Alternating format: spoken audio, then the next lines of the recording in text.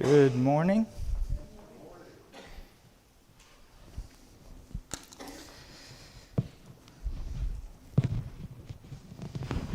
Psalm 95 this morning. The third lesson in part 2 of the Psalms. Dealing with worship this morning in this psalm. Worship, the word worship, is found pretty frequently in the Bible, several times, many times. It's an important concept, obviously. It's an important act, and it is dealt with quite a bit, over 100 times. Worship usually refers to paying homage of some kind, reverence. The word itself, I guess, in some contexts can refer to other things besides God, but usually we're talking about God. Paying respect to God, reverence, bowing down is sort of built into that word. That's kind of the physical picture maybe that would go along with the concept of worship. Bowing down before someone. The Hebrew word worship is what that word conveys. In the New Testament, the word usually translated worship, comes from a similar concept of bowing down before authority and kissing their feet, and both of which refer to outward actions. Those are outward physical actions that some, not really anymore today, in our culture anyway, but the ancients at least, and I guess maybe still in some parts of the world, it's a physical act that conveys some sort of emotion or reverence. But biblical worship, what we're talking about is internal mostly. It is external to an extent, but most of it, I would say, should be internal. It's an internal thing. It's inward. It wouldn't be enough, at the end of the day, what would it be worth? What would be worthy about physically, literally bowing down before God outwardly when there's nothing going on inwardly? What is that? That's not worship. It's not real worship. It's not true worship. It's not biblical worship. But in the heart is crucial. Like Jesus quoted in Matthew 15, verses 8 and 9, he talked about how they worship me with their mouths, but their hearts are far from me. Or they praise me with their lips, but their hearts are far from me. Jesus talked about in John 4, verse 24, God is spirit, and those who worship Him must worship in spirit and truth. There is an inward element, a heart element in our the physical act of worship. As we know, we assemble on the first day of every week to worship God. And when we do that, the focus should be on God rather than on ourselves.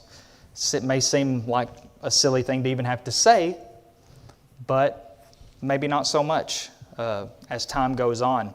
In the 100th Psalm, verses 3 through 5, the psalmist said this, "Know that Jehovah, He is God. It is He who made us, and we are His. We are His people, and the sheep of His pasture. Enter His gates with thanksgiving, and His courts with praise. Give thanks to Him. Bless His name, for Jehovah is good. His steadfast love endures forever, and His faithfulness to all generations." Jehovah is God. We belong to Him as creation. We are creatures that He has made. And therefore, as far as the psalmist was concerned, the natural reaction to that should be, let's go into His gates with thanksgiving. Go into His courts with praise. And we sort of talked about it last week, in the sermon at least, that who God is should not only inspire optimism in Christians, but should inspire gratitude and thankfulness. Because as that psalm says, He's good, His steadfast love endures forever, and His faithfulness endures forever. He is a truly, infinitely good, holy, upright, righteous, and just God. And so He is worthy of worship. Also in worship, we study God's instruction rather than the ideas or thoughts of people. Another obvious thing, but for instance, Ephesians 5:19, we offer songs of praise, fruit of our lips, according to the Hebrews writer in, I believe, Hebrews 13. We remember Jesus' death in the Lord's Supper. We give of our means. We pray. I think maybe the biggest struggle for us is making sure that these things don't become habit in the negative sense of the term. It should be a habit in the sense of doing it regularly, but not habit in the sense of I just do it on autopilot. Two very, very different things. Worship is a necessary component of our spiritual growth. Helps us depend on God, or at least should remind us of our dependence on God. And no matter what age of man we're dealing with, while the way the worship looked may have changed over time, what worship is essentially has never changed. That God is the object of our worship, and He should be the focus, and whatever He wants should be what is done, the thing that is done in worship. So Psalm 95, which is our psalm here for this morning, it not only calls people to worship God, also explains why we should, why it's necessary. He is the great God and the great King above all gods. He is called our Maker, our Shepherd. He's the one who gives rest, provides rest to His people, to the obedient. Worship is thanksgiving and the expression of that thanksgiving. And then He'll also deal with some things on the other side of that coin as far as who God is and who we are in relation to God. Proper worship and obedience are the focus here, as the lesson title suggests. Cannot be separated. Proper worship and obedience are inseparable. Can't have one without the other. Truly impossible. So, first 5 verses of Psalm 95, it's only 11 verses, but the first 5 verses say this: "O come, let us sing to Jehovah. Let us make a joyful noise to the rock of our salvation. Let us come into His presence with thanksgiving. Let us make a joyful noise to Him with songs of praise. For Jehovah is a great God and a great King above all gods. In His hand are the depths of the earth. The heights of the mountains are His also. The sea is His, for He made it, and His hands formed the dry land." So it sort of dives right in, and this is not uncommon for the Psalms, some of these Psalms. Come, let us sing to Jehovah. Let us praise Him. Just jumps right into it. No introduction, just nothing. Just, "Oh, come and let us sing to Jehovah." And as we often refer, here are at least 2 of the references here to making a joyful noise. Your version might say something different than that. I think I looked, and most versions seem to have preserved that wording. New King James says, "shout joyfully." There's another version that says, "shout joyfully." And, that's pretty much, I don't know about New American Standard because I don't have access to that here. But for the most part, make a joyful noise. I kind of like that. I like that wording because no matter, I can't tell you how many instances I've heard of or seen heard personally or heard about indirectly, people Christians who will not sing in worship because that's not one of their gifts, you might say. Whether it's true or not, at least in their perception, they can't sing, and so they don't sing.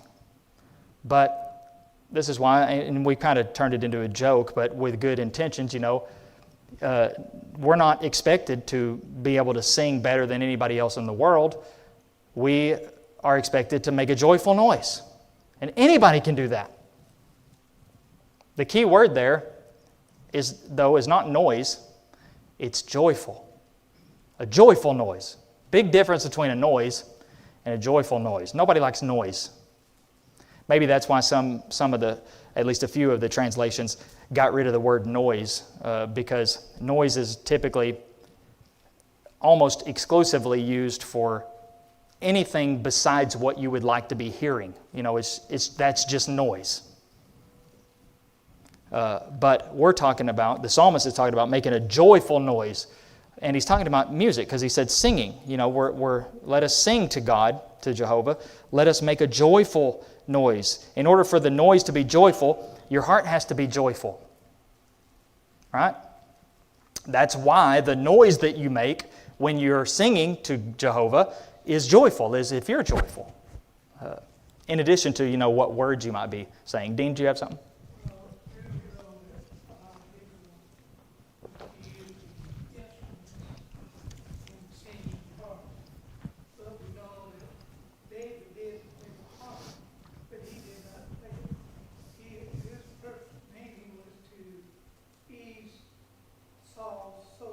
Mm-hmm. Whenever he played with Saul's soul came hardened, and it was up to David to might say ease that soul of his. Mm-hmm. And that's what he did. It wasn't a lot of times not to worship God, but to, as he says in the Old Testament, that he did it to ease, I don't know, say Saul's pain or whatever, but it was to ease Saul. Yeah. Sometimes a song is used to soothe. You think about a mother with her baby, or father with his baby, for that matter. Singing, it might help. Sometimes it does. There's something in that. We don't usually see people necessarily singing for other adults, like David was, playing to soothe Saul. But sometimes singing is a mournful thing, but worship is, in the context of this psalm, a joyful thing. It's joy should be coming out. Thanksgiving. There are other emotions involved in worship as well, but I think it's safe to say that the forefront, the forerunner of all the emotions that might be involved in worship is joy. That joy fits in, and that goes right along with Thanksgiving. Those are hand in hand. I don't think they're, first and second place. I think they're the same thing. The Thanksgiving is the reason for the joy and who God is and what God has done is the reason for the Thanksgiving. Do you have something else? Yeah. In the first 5 verses, he even goes back to the beginning. Mm-hmm. Dry land. God was there. He created this earth and everything, seas and everything, and even the dry land. So the psalmist here, he goes all the way back to the beginning. Yeah. So you think about, if you're reading this psalm or you imagine this being declared to somebody, oh, come, let us sing to Jehovah.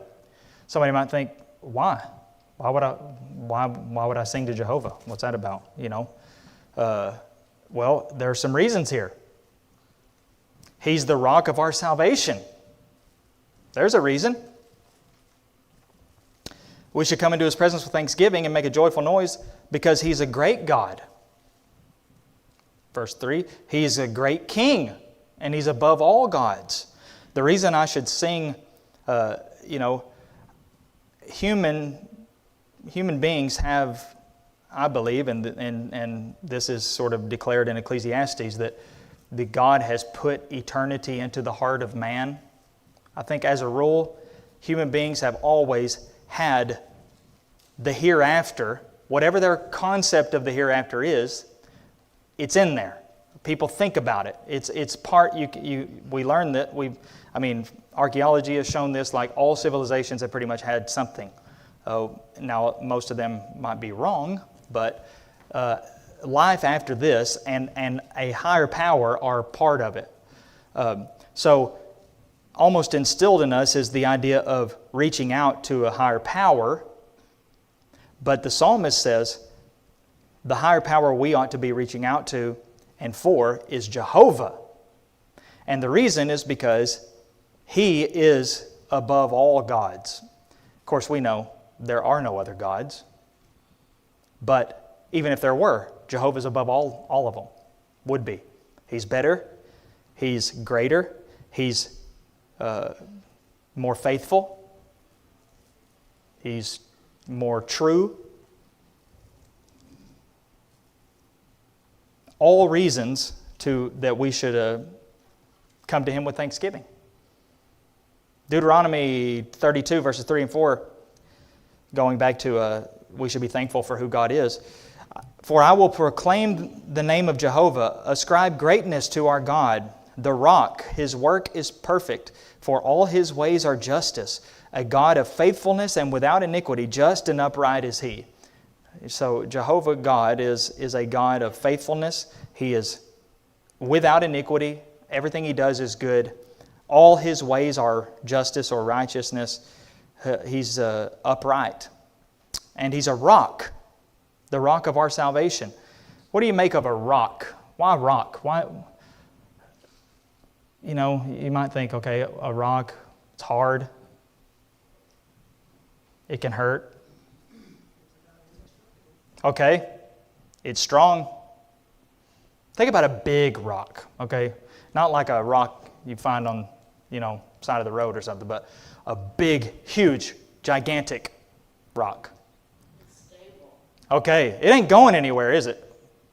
It's kind of cool when people have these, not fake ones, but these actual like huge boulder things in their yard or like for decorative things. Because that takes a lot of effort to get that there, for one thing, because it didn't just show up there. You had to transport that. That thing is heavy. It will not move. And the bigger you get, the less it's going to move. So being a rock, I think that's the idea. It's firm and it's stable and it will not go anywhere. God is our rock. He's not just our rock. He's the rock of our salvation. So in Him, salvation it will not go anywhere, and you can count on that. Yeah, Dean? Do? Well, it was going to Matthew, and Jesus said He's going to build His church. Yeah. And it was upon the Peter, which is referred to as a rock. So we see that A rock. the church is founded on a rock. Yep. Think about Jesus' parable that He told, the wise man and the foolish man. Foolish man built his house on the sand. Not stable. The wise man built his house on a rock. And it didn't go anywhere. That's the idea. Of course, he went on to say that it represents somebody who hears His words and doesn't do them, is who the foolish man is, and the wise man is the man who hears the words and does them. More on that later. Think about the concept of coming into God's presence. Do we view worship as actually coming into God's presence? I'm not so sure that we always do, or at least instinctively. We come here, and yes, we all can quote, where 2 or 3 are gathered together in my name, there I am among them. But do we truly view worship as what I'm doing? I'm driving to the meeting place, whatever it is. For us, it's this building. I'm driving there. I'm going there to be in God's presence in a special way. Maybe we've lost the sight of this because we understand that God is everywhere and I'm always in God's presence. Right? We are. There are some psalms that deal with that too. That no matter where you go, you can go in the bottom of the ocean. God's there, can't get away from Him. So maybe we've focused so much on that we don't feel as though we're in His presence when we're here. But we are. And in a different way than we are anywhere else. Not that He's limited or anything, like He sees more and is more involved, but it's different. It's a different kind of going into God's presence because we're here the idea is we are offering this to Him. And so you think about going before a king to present like gifts to a king, you would go before the king. It's different than, mailing it to him, Sometimes you have to mail things. It's just the way things work. But it will be more impactful. You want to go before the king, face to face before that king, and you present whatever it is. We come here to present this to God, and it's not just as though He's here, but we are in His presence. That's what He says. Let us come into His presence with thanksgiving and make a joyful noise to Him directly, with songs of praise. Dean, do you?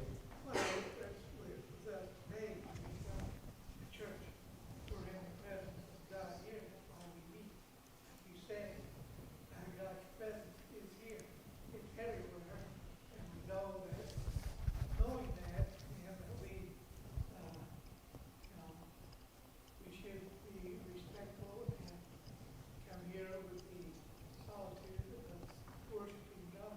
Yeah. We know that His presence is always here. Yep. And being before His presence, shouldn't we, I think this is a good comment from our book, we must make sure both our attitudes and actions are appropriate for such an occasion. Going back to the analogy of a king or any authority figure, but especially the idea of a king, what do you think are some things a person might do in preparation for or in view of, I'm going to see the king today? I'm going to go before the king. What do you think they might do? What are some things they might think about in view of knowing that they're going to be standing before the king later that day? Okay, dress. You don't want to, no matter how poor the person might be, they're going to put on, everybody has their best, don't they? Now, best, fine clothing or whatever is relative, and it's subjective. But best, everybody has best. Whatever your best is, you're not going to turn up looking like a slob if you're going to see the king. Anything else besides dress? Prepare your mind. Okay, mind. Prepare your mind for what you might say, or how you might react, respond. You're going to be mindful of the way you will come across, wouldn't you, to a king, especially to a king. It will be kind of an intimidating experience in a lot of ways. How about your behavior? Think about kids in a classroom. You think there's a difference between, now this might not apply anymore from horror stories I've heard in public school system nowadays, and nobody can get a handle on any of the kids, but back even when I was in school, teacher leaves the room, guess what happens? Chaos. Instant. Even for a second. Teacher walks in. They still might not be behaving, but they act differently. That's the point. They behave in a different way than otherwise. Maybe they get too used to the teacher, okay? Then the principal walks in. They act differently. Depending on, it's all because they acknowledge the authority of that figure, and it makes them behave differently. So their behavior is at least adjusted to some extent, And it's don't get me wrong. I'm not suggesting that it's okay to do bad things outside of worship versus during worship, or even in this building. Makes no difference. What you do in this building is just as bad as, if it's bad, it's just as bad as it would be outside this building. But we're talking about being in the presence of God for worship. So our attitudes, our actions should be appropriate. Now that's going to naturally lead us to the question of what do you mean appropriate? And we'll see that in just a second. So I think we already dealt with this. Not only is God good and great and above all gods, but He's also the ruler of the universe.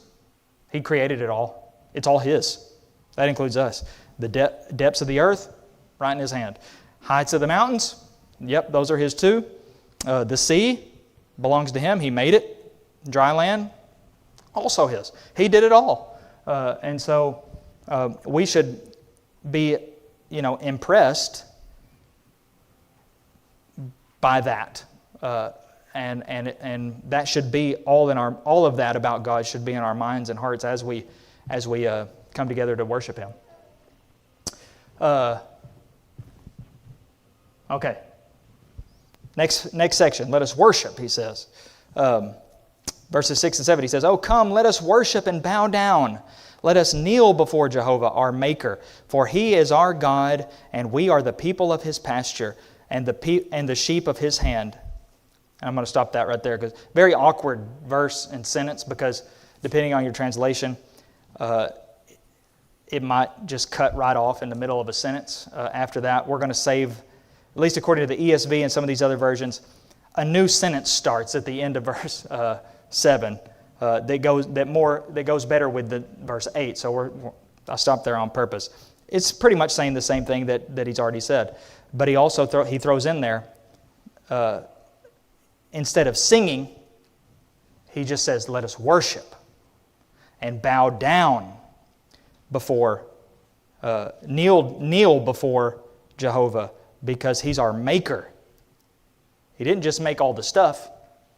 He made us. We are the sheep of His hand. We are the people of His pasture. He is our God. Worship is meant to be praising and glorifying to God. Now,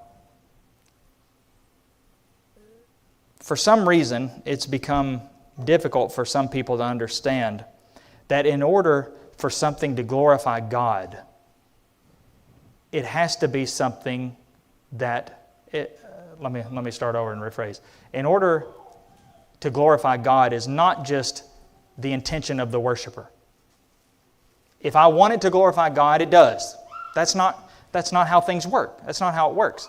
I mean for this to glorify God, and therefore it does glorify God, because that's what I'm doing. That's why I'm doing it. I do this thing to glorify God, so it glorifies God. I do this thing to glorify God, and therefore it glorifies God. That's a slippery slope, because you could. Where do you draw the line? At what point is something that I'm doing to glorify God maybe not actually glorifying God? Is there any such thing that I might do, that a person might do to glorify God, in their own minds at least, that may not actually be glorifying to God? Like God is not being glorified as I'm doing this thing?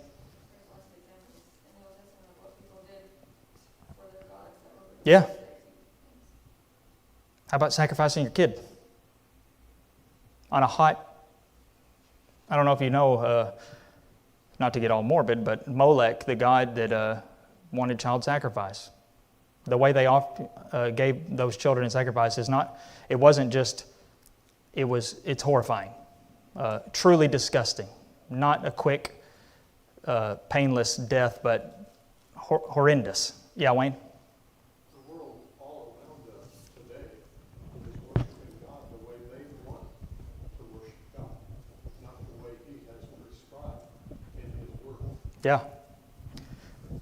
If we're worshiping to praise God and glorify God, it only makes sense that the only way to do that is to worship Him in the way that He wants. That's how it glorifies Him, whenever it's according to His will. yeah, there are countless examples, so many examples in the Old Testament from the horrendous and evil to the lukewarm and thoughtless. And God was just as disgusted with the lukewarm and thoughtless as He was the pure evil. You just read Malachi sometime, first couple chapters of Malachi, to see how God feels about thoughtless worship. And, okay, what if the worship is thoughtful? But if it's not according to God's word and will, how can it be glorifying? How can it be pleasing to Him if it's not what He wants? When you get a gift for someone, you get them something that they want. You don't get them something you want. I mean, you might. That doesn't mean they're going to like it. It's kind of selfish, isn't it? I'm going to get you a gift that I want. I know you don't want it, but I kind of want it. And I'm supposed to pretend that it's for you? Who am I kidding? We all know it's for me. So, worshiping God in the way He desires is crucial for that worship to actually glorify Him. That is key. Not just, am I doing it to glorify? And we've talked about it in the past, so we won't get into it now, but there are many things that it's gone so far that really I'm doing these things for me. I get things out of it. I get attention. I get praise. I get acclaim. I get position. I get status. And I'm just doing it under the guise of being worship. That's all it is a disguise. And deceit. Self-deceit, maybe most of all. In the New Testament, there is a pattern that we see for worship. And early Christians met on the first day of the week to observe the Lord's Supper, for instance. 1 Corinthians 11, 23 through 26, Acts 20, verse 7. They gathered on the first day of the week to pray and sing. 1 Corinthians 14, 15, Ephesians 5, 19, Colossians 3, 16. They preached the gospel in those meetings. 1 Corinthians 15. They gave of their means. 1 Corinthians 16, 1 and 2, 2 Corinthians 9, 6 and 7. In other words, they followed Jesus' admonition to worship in spirit and truth by doing only what God authorized, as we read from John 4:24. And so, why would we do any different?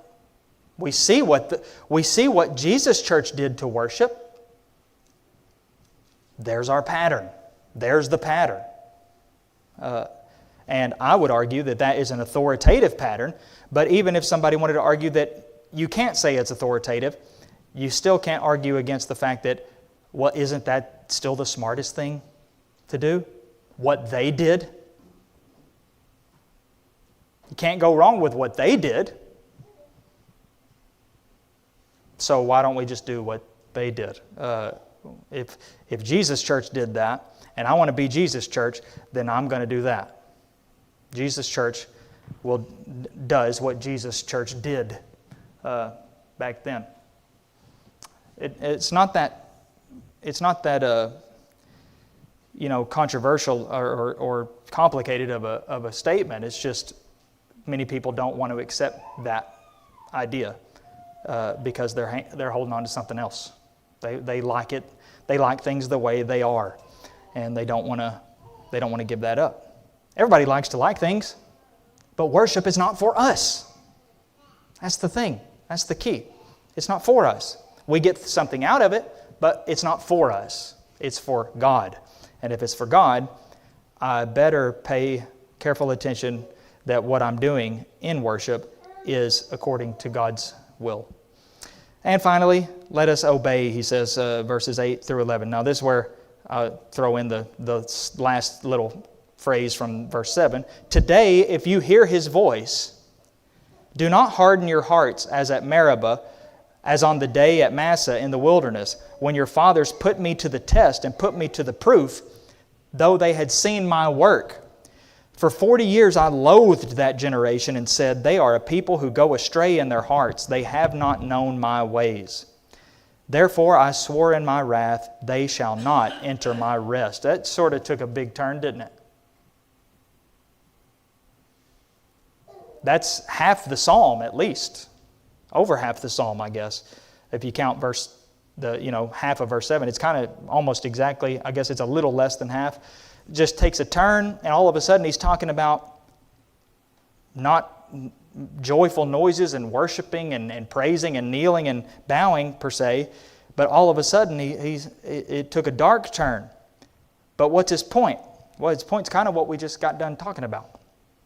He's warning, don't do what they did then. Today, if you hear His voice, I think it's kind of interesting how that comes right after we're the sheep of His hand. And Jesus talked, once about His sheep follow Him. They know His voice. They hear His voice. They know His voice, and therefore they follow. So right after He says that we're the sheep of God's hand, He says, if you hear His voice, don't harden your hearts like the Israelites did back in that Old Testament, that record after the Exodus. They did not listen. They hardened their hearts. They didn't want to hear it. They heard the voice, but they would not listen. They put God to the test, he says, put Him to the proof, even though He had seen all that He had done. What error? Where'd they go wrong? They hardened their hearts. Yeah, David? Is that what's referred to in Hebrews? Yes. Hebrews 3. Hebrews chapter 3, he quotes from this in verses, 7 through 11, interestingly, because it's verses 7 through 11 in Psalm 95. He goes on to say in Hebrews 3, take care, brothers, lest there be in any one of you an evil heart of unbelief. So it stems right from that, goes right into that about rather we need to exhort one another every day.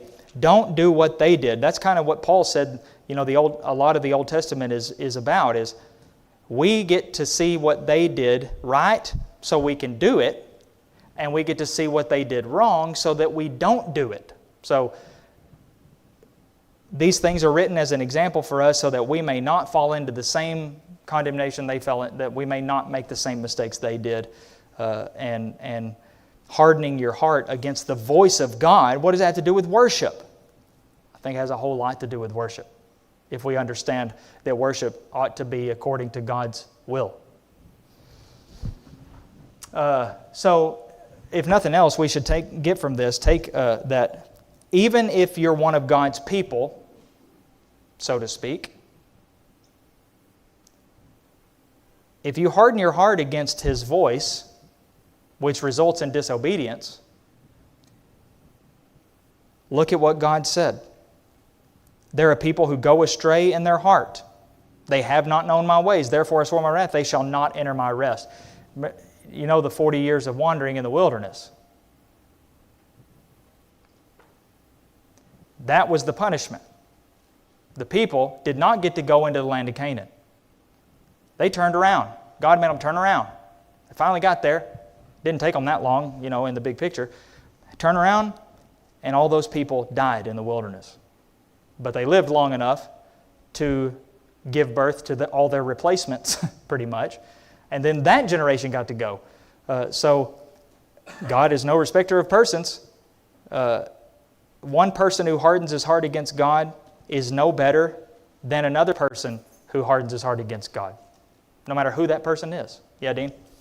He did just like Pharaoh did. He hardened his heart. And what the children, they were doing the very same thing. They were hardening their heart. Even though God had chosen them, and just like God chose Pharaoh, he still hardened his heart. Yeah.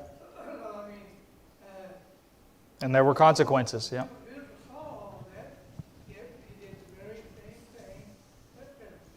Yep. So, we talk about our actions in worship, but our actions outside of worship matter too. They affect our worship as well. So, it's not enough to just worship God or come to an assembly once a week or whatever if we're not living for Him. So, it does make a difference. It kind of makes us liars. Makes us liars if you think about it. We don't live for God, but then we come here and pretend. And nobody likes a pretender. And God probably least of all. All right. Although we are encouraged by worship, its primary goal is to give God the glory He is due. So we shouldn't think that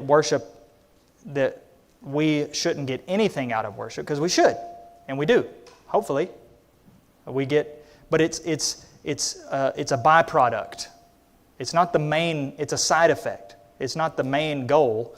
It's just a side effect of what we're doing. We do get edified by one another. Paul emphasized the one another aspect of worship. We sing to one another. We are teaching and admonishing one another. There is an edification that spreads around, but that is the side effect of making a joyful noise to God and praising Him and worshiping Him. After all, if we believe that God is who this psalm says He is, we will worship according to His will and word. We will do it according to what He wants. Yes, ma'am. I just gone through this, and Rayleigh was bossing her mother around, and Kayla said, "You're not my boss, I'm the boss." And Rayleigh said, "No, God's the boss." And do we all understand that He is our boss, and this is His rule book? Yep. And He will reward or He will punish. Mm-hmm. Yep. He'll do both. That's the thing. Just like Paul said, behold then the kindness and the severity of God. Kindness, if you continue in, faithfulness, to paraphrase, but God's wrath or God's severity, if, your hearts are hardened and you're disobedient. So God is the boss. Why wouldn't that apply to worship as well? If He's my boss outside of worship, how does it make sense that He's not my boss inside during worship? If He has a will for what I do outside of worship, how could He not have a will for what I do during worship? Everything that we do should be ultimately for God, but nothing that we do is as for God as worship is. It's a different kind of for God altogether. It is not enough to worship God if we're not willing to serve Him. We already did that. Notice this. Those who disobey God from the end of that psalm are not allowed to enjoy the rest that He offers. He says so very plainly. They went astray, and therefore I said they will not enter my rest. And that's why the Hebrews writer brings that up and uses that and says, those who were disobedient did not get to enter into the rest. So if we are disobedient, it won't be any different for us.